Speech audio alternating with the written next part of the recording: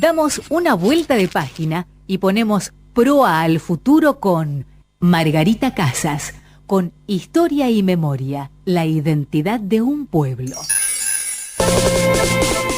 Exactamente, ya nos metemos en la historia y la memoria, ya anticipamos un poco los temas que íbamos a hablar con Margarita, tanto el Día del Escritor como la finalización del conflicto bélico de Malvinas.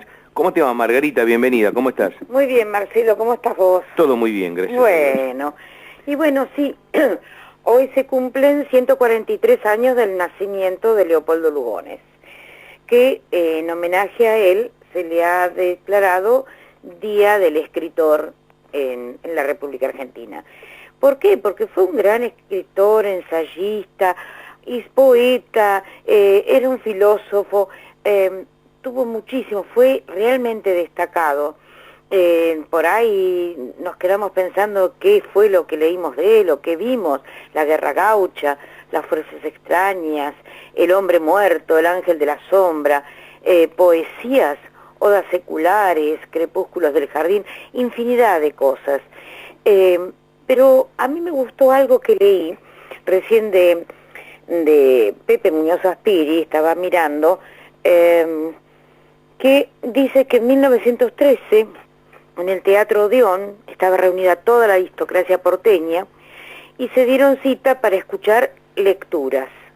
Parece que era común sentarse a escuchar distintos lectores y bueno, de otros poetas y de otros escritores. Y bueno, esas disertaciones parece ser que le tocó a Leopoldo Lugones y empezó a leer el Martín Fierro. Hasta ese momento el gaucho era el que nosotros decíamos gaucho, mal entretenido, porque estaba muy mal visto, realmente el gaucho era algo, hasta una palabra prohibida. Él empezó a leer el Martín Fierro reivindicando al gaucho, lo llevó a un gentilicio de argentinismo, rescató de Hernández ese Martín Fierro como el hijo de la Pampa, nuestro héroe nacional. Hasta lo bautizó paladín y caballero. Eso llevó a que el Martín Fierro, a partir de ese momento, se tomara como un monumento de la literatura épica universal y que era equivalente al Cantar del Mío Cid. O sea que hasta ese momento se lo negaba rotundamente al Martín Fierro, y a partir de ese momento en que Leopoldo Lugones lo reivindica, comienza entonces a verse de otra forma y a estudiarse el Martín Fierro en las escuelas. Leopoldo Lugones decía que había que tener ojos mejores para ver la patria, porque es cierto, no se puede estar encerrando y negando cosas cuando realmente tenemos cosas demasiado importantes. La verdad, lástima, bueno, él toma una decisión triste, el 18 de febrero del 38 se suicida, y bueno, quedó ahí, un poco también fue medio romántico su muerte, porque por lo que se lee, bueno, estaba enamorado de una joven y su hijo no estaba de acuerdo. Bueno, es un poco las decisiones que se tomaban a principios del siglo XX o fines del siglo XIX, todavía en esa época medio romántica que se veía. Con esto quiero destacar dos cosas. Uno, el gran trabajo que se hizo cuando existió el plan de afirmación de la identidad lomense, donde se abrió una biblioteca de escritores lomenses, y es muy, muy importante lo que se logró, la cantidad de libros de escritores nuestros de Lomas de Zamora. Eso se hizo cuando el profesor Pesado Palmieri era el subsecretario de promoción de la comunidad, y decidió armar este plan de afirmación de la identidad lomense. Después se cierra ese plan, se termina, y los libros fueron al Museo Americanista, se pusieron en custodia. Ahora esos libros, esa biblioteca de autores lomenses, está en el foyer del Teatro Municipal, donde se pueden ir a ver y leer libros de escritores lomenses. Eso quería comentarlo porque, bueno, en el Día del Escritor sepamos que Lomas tiene grandes escritores y realmente que son obras muy, muy lindas. Y mandarle un beso enorme a quien fuera la presidenta de SADE, Lidia Risotto, que es otra de las grandes escritoras que tenemos en Lomas. Mira vos, un saludo para allá también. Bueno, que justamente mañana la voy a ver porque hay una propuesta linda para poder hacer ahora para agosto. Ah, muy bien, muy bien. Bueno, y la otra es que mañana se cumplen los 35 años de la finalización del conflicto de la Guerra de Malvinas. Uh-huh. Y yo tenía ganas de explicar algunas cosas que sucedieron 3 días antes y hasta el fin del conflicto. Es muy cortito, es muy poco, pero vale la pena volver a recordar esto, porque cuando uno trabaja con tantos veteranos y que cada uno estuvo en ese fragor, en esas batallas, es bueno saber cómo dieron la vida por nosotros. Ellos dicen que los héroes son los que murieron, los que están allá en Malvinas o los que quedan acá posteriormente. No, ellos también son nuestros héroes, los últimos héroes argentinos que tenemos.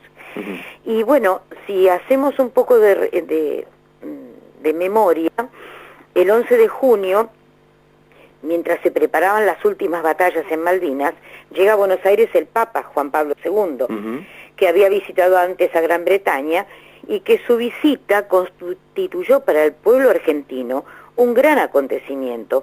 Se convirtió en un acto de fe y de esperanza.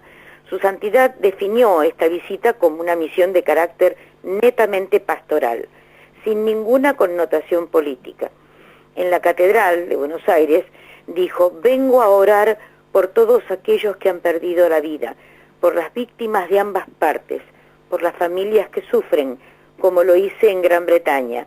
Vengo a orar por la paz, por una digna y justa solución al conflicto armado. Quiero que prestes atención, por una digna y justa solución al conflicto armado. Uh-huh. Que eso lo vamos a ver en el final, ya el 14 de junio. Uh-huh. Bueno, el pueblo argentino entendió, comprendió ese mensaje y se congregó en la Basílica de Luján esa tarde y hicieron algo parecido también en Palermo. La multitud fue increíble y queremos la paz, dijeron al unísono todos. Esa misma tarde, bueno, se vuelve el Papa al aeropuerto, regresa y deja entonces estas palabras en prenda de paz, buscando una solución que salve la honorabilidad de ambas partes y restablezca la paz. Uh-huh. Esto que decimos de honorabilidad de ambas partes, los mismos veteranos la siguen llevando cuando ellos hablan de un fin de conflicto, no una rendición. Uh-huh. Claro. El combate en Pradera de Ganso se consideró como la última guerra convencional del siglo, único conflicto bélico que enfrentó cara a cara a soldados de dos naciones. Uh-huh. El veterano Santucho siempre dice que fue la última guerra romántica, ¿no? La última de cuerpo a cuerpo. Bueno, el 11 de junio los ingleses comenzaron el ataque a las defensas argentinas. El día anterior el gobernador argentino Mario Benjamín Menéndez había dado la orden de rendición a los defensores de Puerto Argentino, uh-huh, pero el comandante del BIN 5, Carlos Robacio, se negó a obedecer, considerándolo un acto de cobardía tal rendición. Y según el Código de Justicia Militar, una unidad no debe rendirse sin haber agotado antes su munición o sufrir al menos la baja de las 3/4 partes del personal. Entre el 11 y el 14 de junio, las tropas atacaron los montes de Dos Hermanas, London y Harriet, uh-huh, y en busca de esa batalla final. Las tropas argentinas pidieron refuerzo a Puerto Argentino y no se les dio. En las islas había más de 10.000 soldados argentinos contra 5.000 británicos. En el monte Wireless Ridge se definió el combate final y las formaciones rocosas que tiene Malvinas son muy empinadas, sirvieron de trinchera, pero ocultaban al enemigo. Ambos bandos se encontraban a muy corta distancia y no se habían dado cuenta. Uno de estos veteranos, Jorge Soto, también es de Lomas de Zamora, uh-huh, y era compañero de Manuel Celarrayán, que hay una escuela en Lomas que lleva su nombre, y de Pedro Alejandro Vargas. Ellos combatieron en Monte Guayles y sus compañeros quedaron en las islas. Soto volvió. Ese mismo día, en el Monte Tumbledon, se produce el contraataque más intenso. 150 eran los hombres argentinos y entre 800 y 1000 los ingleses, con los gurkas que caían como moscas.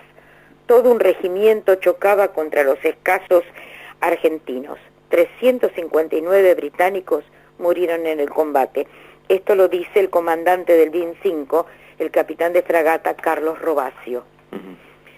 Todo se combatió en esa noche, desde las 10 hasta las 7 de la mañana, con el último ataque británico. Ya no quedaban más municiones, los morteros y los obuses reventaban, ya no había más para seguir luchando. Dice, comienza a nevar en las islas, los combatientes argentinos se cubren de gloria, soportando toda adversidad para el bien y la defensa de los intereses nacionales. Los obuses de las defensas argentinas del BIN 5 quedan inutilizados, y esta vez no por la acción del enemigo, sino por el gran uso sin precedentes del material que se desgastó por la incesante tarea de hostigar al enemigo imperial. Estas son extractos que saqué de la redacción del relato de las batallas que hubo. Hasta que, bueno, no queda otra más que no rendirse, sino comenzar a cumplir las órdenes recibidas, y comienzan a avanzar el regimiento del BIN 5 con sus tropas en columna y con sus armas todavía. Pero bueno, se entregan, se da por terminado el conflicto. Lamentablemente, bueno, sabemos que Margaret Thatcher decía que nunca más iba a negociar la soberanía del archipiélago, que jamás se le iba a reconocer a Argentina, que las islas debían tener un gobierno propio y declarar su independencia, pero que nada podía ser argentino. Y el ministro del Interior argentino, general Saint-Jean, dijo estar convencido que las islas serían nuevamente argentinas. Si no es en esta generación, serán nuestros hijos o nietos quienes recuperen para nuestro patrimonio nacional las Islas Malvinas. Bueno, el final de todo esto llevó a la renuncia de la presidencia de Galtieri. Se ocupó primero Saint-Jean y después se precipita la caída de la Junta Militar, y finalmente todo esto lleva a abrir una nueva restauración del sistema democrático nuestro. Pero no con esto quiere decir que se volvió a tener en cuenta Malvinas, sino que comenzó una desmalvinización que llevó mucho tiempo para que nuestros veteranos lograran obtener reconocimiento. Y yo creo que hasta recién el año pasado lograron casi totalmente ese reconocimiento, cuando por fin pudieron desfilar el 9 de julio el año pasado. Está claro, sin dudas. Tuvieron su regreso sin gloria, fueron muchas las cosas que pasaron, han perdido muchos veteranos posteriormente a la guerra, pero todavía siguen en esa lucha de ser reconocidos.